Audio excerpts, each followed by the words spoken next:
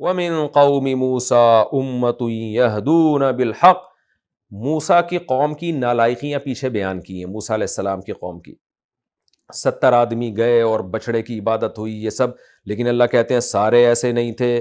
وَمِن قَوْمِ مُوسَىٰ، قوم موسیٰ میں سے اُمَّةٌ، ایک جماعت ایسی بھی تھی، یہدون بالحق، جو حق کی رہنمائی کیا کرتی تھی، وَبِهِ يَعْدِلُونَ، اور اسی حق کے ساتھ عدل کرتی تھی، انصاف کرتی تھی، تبھی تو بچ گئی تھی وہ قوم، ورنہ اللہ کی عادت ہے جب پوری قوم ہی خراب ہو جاتی ہے اللہ اس کو تباہ کر دیتے ہیں۔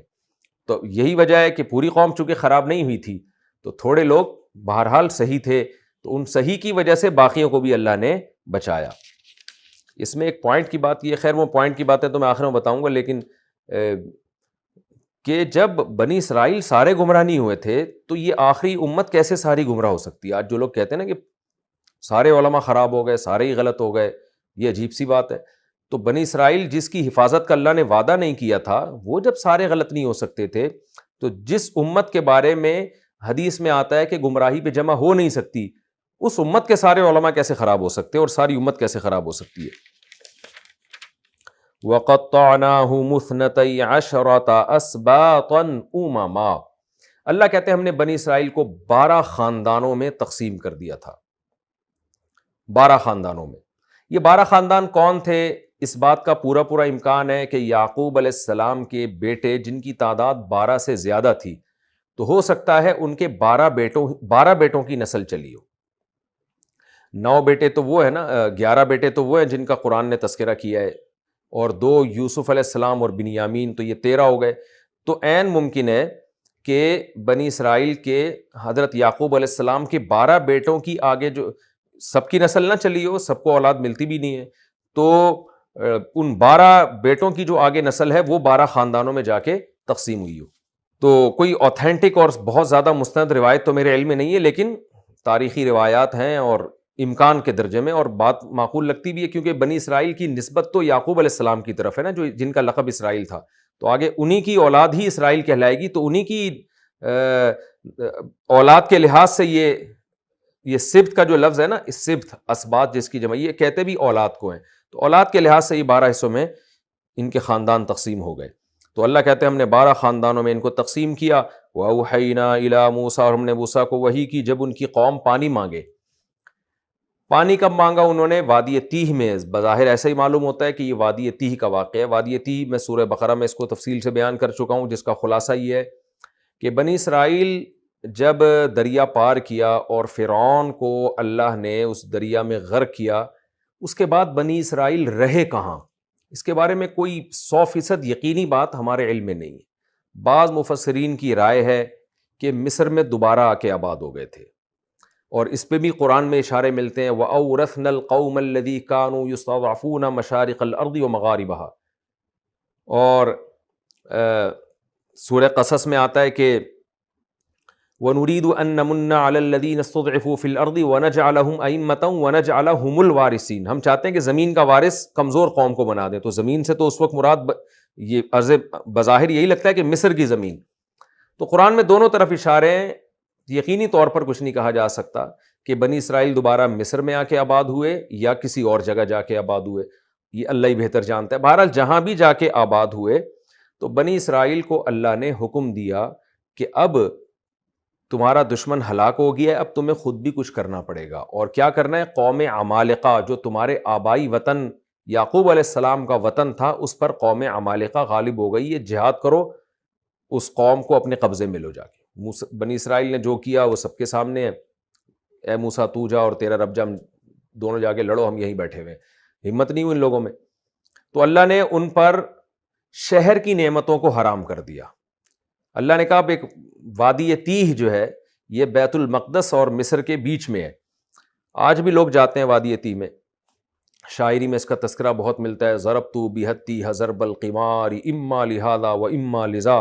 متنبی ایک شاعر ہے نا، آج سے تقریباً 1100 سال پرانا، وہ کہتا ہے میں نے بڑے بڑے سفر کیے اپنی اونٹنی پر، اونٹنی کی بڑی تعریفیں کرتا ہے، میں نے وادی تیہ کو اس اونٹنی کے ذریعے اس کا سفر کیا ہے، اما لہذا و اما لذا، اور ایسا جوا کھیلا اس اونٹنی پر کہ یا تو ہلاکت تھی یا کامیابی۔ اپنی اونٹنی کی بڑی تعریفیں کیا کرتا تھا متنبی کہ اس نے مجھے لمبے لمبے زمین کے سفر کروائے ہیں، اس میں بھی وادی تیہ کا اس نے تذکرہ کیا ہے۔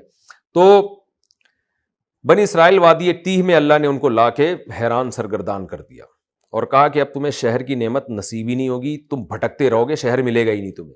تو وہاں ان کو پانی کی بھی ضرورت تھی، کوئی دھوپ کے لیے کوئی سایہ نہیں تھا، تو کیا کرتے؟ وہیں اسی وادی میں حضرت موسیٰ علیہ السلام اور حضرت ہارون علیہ السلام کا انتقال بھی ہوا۔ 40 سال کے بعد جا کے پھر دوسرے پیغمبر کی، جو نئے پیغمبر تھے، ان کی معیت میں انہوں نے پھر آگے جہاد کیا ہے۔ تو اس وادی تیہ میں بڑے عجیب عجیب واقعات ہوئے، اللہ نے اس میں بھی ان پر رحمتیں کی ہیں۔ اس رحمت میں سے ایک رحمت یہ تھی، ان کو پانی کی ضرورت تھی، تو اللہ نے کیا کیا؟ ایک معجزہ دکھایا۔ اللہ کہتے ہیں ہم نے موسیٰ سے کہا اِذِ اسْتَسْقَاهُ قَوْمُهُ، جب آپ کی قوم آپ سے پانی مانگے، أَنِ اضْرِب بِعَصَاكَ الْحَجَرَ، تو آپ نے اپنی لاٹھی کو پتھر پہ مارنا ہے۔ فَانْبَجَسَتْ مِنْهُ اثْنَتَا عَشْرَةَ عَيْنًا، اس پتھر سے 12 چشمے پھوٹ پڑے۔ یہ اللہ کی بڑی رحمت تھی، کیونکہ بنی اسرائیل کے 12 قبیلے تو یہ لڑتے وڑتے تھے آپس میں، بغض و عناد ہوتا ہے لوگوں میں، عصبیت اور قوم پرستی، یہ سب چیزیں ہمیشہ سے چلی آ رہی ہیں، پیغمبر ان چیزوں سے روکتے ہیں لوگوں کو، لیکن اللہ نے ان لوگوں میں تاکہ اختلاف نہ ہو کہ ایک پانی پہ پھر یہ لڑیں گے، تو اس لیے اللہ نے 12 چشمے پیدا کر دیے، اور ایسا احسان کیا ان کے اوپر، قَدْ عَلِمَ كُلُّ أُنَاسٍ مَشْرَبَهُمْ، اور ہر انسان کو اس کا مشرب، کہ کہاں سے میرا قبیلے والا پانی کون سا ہے، وہاں اس سے بھی اللہ نے وحی کے ذریعے بتا دیا، تاکہ اس میں بھی کوئی جھگڑے نہ کہ یہ والی نہر میری ہے، وہ والی نہر تمہاری ہے، وہ والی نہر تمہاری ہے۔ تو یہ بھی اللہ کا ان پر احسان تھا کہ آپس میں ان کی لڑائی نہ ہو، ہر قبیلے کے لیے الگ الگ چشمہ اللہ نے متعین کر دیا۔ وَظَلَّلْنَا عَلَيْهِمُ الْغَمَامَ، اور ہم نے آسمان سے بادل کی ٹکڑا بھیجا ان کے اوپر، جہاں جہاں بنی اسرائیل سفر کرتے وہ بادل ان کے اوپر ساتھ ساتھ چل رہا ہوتا تھا۔ وَأَنزَلْنَا عَلَيْهِمُ الْمَنَّ وَالسَّلْوَىٰ، اور من و سلوہ ہم نے آسمان سے ان پر نازل کیا۔ من و سلوہ کیا؟ یہ ضروری نہیں ہے کہ آسمان سے ہی نازل ہو رہا ہو، جب قرآن کوئی بھی چیز جو اوپر سے آتی ہے اس کے لیے نزول ہی کا لفظ استعمال کرتا ہے، بلکہ بعض دفعہ ایک چیز اوپر سے نہیں بھی آتی، بطور اکرام کے دی جاتی ہے، اس کو بھی قرآن انزال سے تعبیر کرتا ہے کہ ہم نے نازل کیا۔ تو وجہ اس کی یہ نہیں ہوتی کہ وہ اوپر سے آئی ہوتی ہے، بلکہ اس کی وجہ یہ ہوتی ہے کہ بطور عزت اور اکرام کے دی گئی ہوتی ہے۔ تو اکرام سے جو یعنی اوپر سے آنا ایک عزت کی علامت ہے نا، کہ یہ زمین کی نہیں ہے کہیں اور سے ہے، تو اس عزت کی وجہ سے اس کو انزلنا سے تعبیر کیا گیا ہوتا ہے۔ اس کی مثال ایسے جیسے مہمان کو عربی میں نزیل کہتے ہیں، اوپر سے نازل ہونے والا، حالانکہ عین ممکن ہے اپنے گراؤنڈ فلور سے آ رہا ہوا آپ کے پاس، لیکن نزیل کہتے ہیں کیونکہ عزت دار ہوتا ہے، تو اس لیے اس کو یہ پروٹوکول دیا گیا ہے عربی زبان میں کہ گویا نازل ہوا ہے آپ کے گھر میں۔ تو اس لیے ان الفاظ کے ظاہر کو نہیں کبھی بھی پکڑا جائے گا۔ یہ میں اس لیے کہہ رہا ہوں کہ قرآن مجید کی آیت ہے وَأَنزَلْنَا الْحَدِيدَ، ہم نے زمین میں لوہا اتارا۔ تو بعض حضرات کہتے ہیں یہ لوہا اس زمین کا نہیں ہے، کہیں باہر سے آیا، تو یہ بھی ممکن ہے باہر سے آیا ہو، لیکن اگر سائنس میں یہ ثابت ہو جاتا ہے کہ اسی زمین میں لوہا پیدا ہوا ہے تو بھی اس کو سائنس کے خلاف ہم نہیں کہہ سکتے، بلکہ لوہا چونکہ انسان کے لیے بہت کارآمد چیز ہے، تو اس لیے اللہ نے اس کو عزت دینے کے لیے یہ لفظ استعمال کیا ہو کہ ہم نے اس کو اتارا ہے تمہارے لیے، یعنی تمہیں عزت دی ہے اس کے ذریعے۔ قَدْ عَلِمَ كُلُّ أُنَاسٍ مَشْرَبَهُمْ وَظَلَّلْنَا عَلَيْهِمُ الْغَمَامَ وَأَنزَلْنَا عَلَيْهِمُ الْمَنَّ وَالسَّلْوَىٰ كُلُوا مِن طَيِّبَاتِ مَا رَزَقْنَاكُمْ، جو رزق ہم نے تمہیں دیا یہ پاکیزہ رزق کھاؤ۔ وَمَا ظَلَمُونَا، اللہ کہتے ہیں انہوں نے اپنی جان، انہوں نے ہم پہ ظلم نہیں کیا، كَانُوا أَنفُسَهُمْ يَظْلِمُونَ، اپنی ہی جان پہ ظلم کیا کرتے تھے۔ وہ کیسے ظلم کیا؟ جس کا تذکرہ سورہ بقرہ میں ہے، کہ کہنے لگے یہ کیا ہے بھائی، ہم من و سلوہ کھا کھا کے تھک گئے ہیں، اور ہمیں تو موسیٰ علیہ السلام سے کہنے لگے من بقلها وقثائها وفومها وعدسها وبصلها، ہمیں تو پیاز چاہیے، ہمیں تو لہسن چاہیے، ہمیں تو مسور کی دال چاہیے، اور یہ جو ترکاریاں چاہیے ہمیں، یہ ہم تھک گئے ہیں۔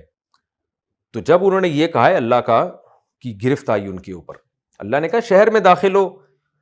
وجہ اس کی یہ تھی کہ ٹھیک ہے یہ انسان کی فطرت ایک چیز کھا کھا کے تھک جاتا ہے، مگر تمہیں تو یہ مل رہی ہے، یہ اللہ کا احسان ہے، تمہاری حرکتیں تو اس بات کا تقاضا کرتی تھیں۔ اللہ نے تمہیں کہا تھا کہ قوم عمالقہ سے جہاد کرو، تم نے جہاد نہیں کیا، تمہیں تو یہیں دفن ہو جانا چاہیے تھا۔ اس کے بعد بھی ہم تمہیں فری میں آسمان سے تمہاری محنت کے بغیر بٹیر کھلا رہے ہیں، تو اب یہ نہیں بنتا کہ ہم ایک چیز کھا کھا کے تھک گئے، اب تو تم شکر ادا کرو کہ تمہیں مل رہا ہے، حالانکہ تمہیں ملنا نہیں چاہیے تھا۔ اور اگر تمہیں چاہیے تو جاؤ نہ جہاد کرو قوم عمالقہ سے، یا شہر میں داخل ہو، جیسے ساری دنیا رہتی ہے ایسے تم رہو۔ تو اللہ کہتے ہیں یہ اپنی جانوں پہ خود ظلم کیا کرتے تھے، دیکھو ہم نے ان پر کتنے احسانات کیے ہیں۔ وَإِذْ قِيلَ لَهُمُ اسْكُنُوا هَٰذِهِ الْقَرْيَةَ، اور جب ان سے کہا گیا اس بستی میں داخل ہو جاؤ، وَكُلُوا مِنْهَا حَيْثُ شِئْتُمْ. یہ بستی کون سی تھی اس کے بارے میں بھی کوئی ہمیں زیادہ وضاحت نہیں ملتی. ایک بستی تھی جس کے بارے میں اللہ نے کہا کہ تم اس میں داخل ہو جاؤ، وہ شہر ہے، وہاں تمہیں شہر کی نعمتیں ملیں گی. اب یہ بھی ممکن ہے کہ جہاد کے ذریعے داخل ہو، اللہ وہ فتح کر دے گا، پھر سر جھکا کے داخل ہو جانا.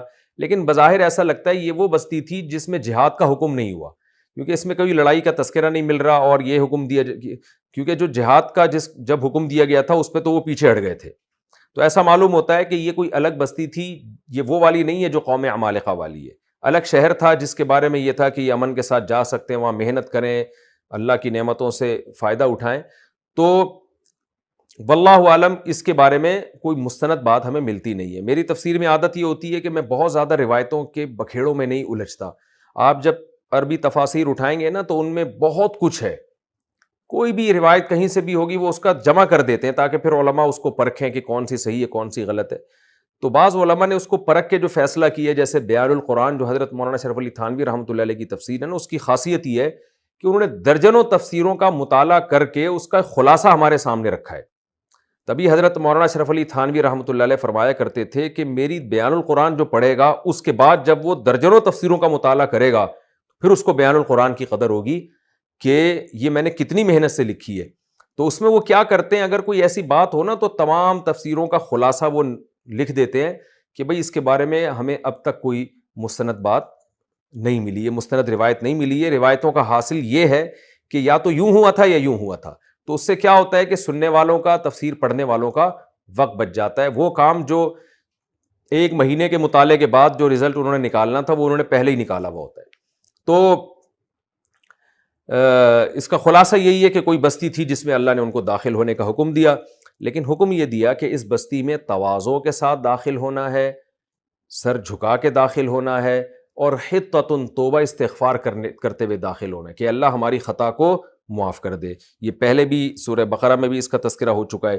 وَإِذْ قِيلَ لَهُمُ اسْكُنُوا هَٰذِهِ الْقَرْيَةَ، جب ان سے کہا گیا کہ اس بستی میں سکونت اختیار کرو، وَكُلُوا مِنْهَا حَيْثُ شِئْتُمْ، اور یہاں سے جہاں سے چاہو کھاؤ، یہ جو تم بٹیر کھا کھا کے تھک گئے ہو وہاں تمہیں آلو پیاز سب کچھ ملے گا. وَقُولُوا حِطَّةٌ، لیکن یہ اللہ کی رحمت ہے تمہیں شہر میں داخل کر رہا ہے تو اللہ سے توبہ استغفار کے الفاظ کہتے ہوئے داخل ہو. وَادْخُلُوا الْبَابَ سُجَّدًا، اور دروازے میں جھکتے ہوئے داخل ہو. تو بظاہر ایسا لگتا ہے یہ حضرت موسیٰ علیہ السلام کے دنیا سے جانے کے بعد ہوا ہے، واللہ عالم. نغفر لکم خطیئاتکم.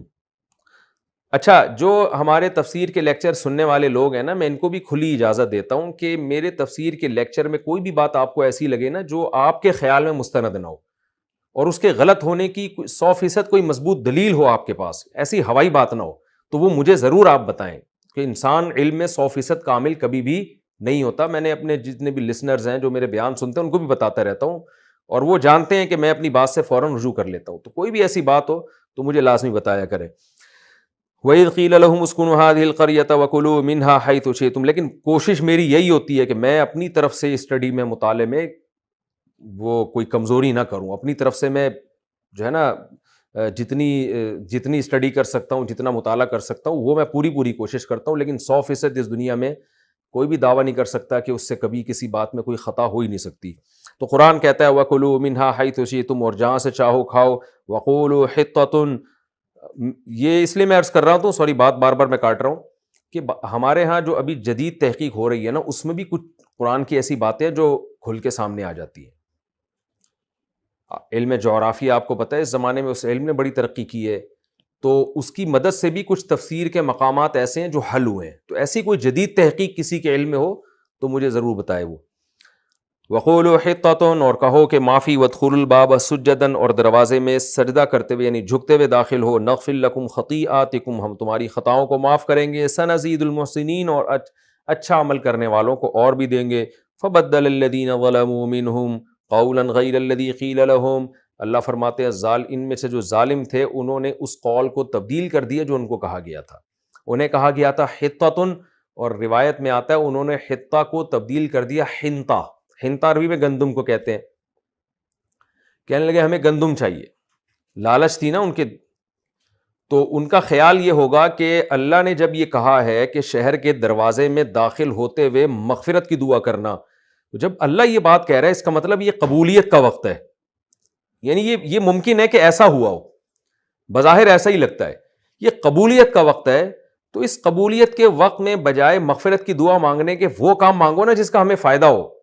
ان کو کیا، یعنی دنیا پرست آدمی، لالچی آدمی، وہ مغفرت کے بجائے وہ تو فوکس کرتا ہے روزی روٹی کو۔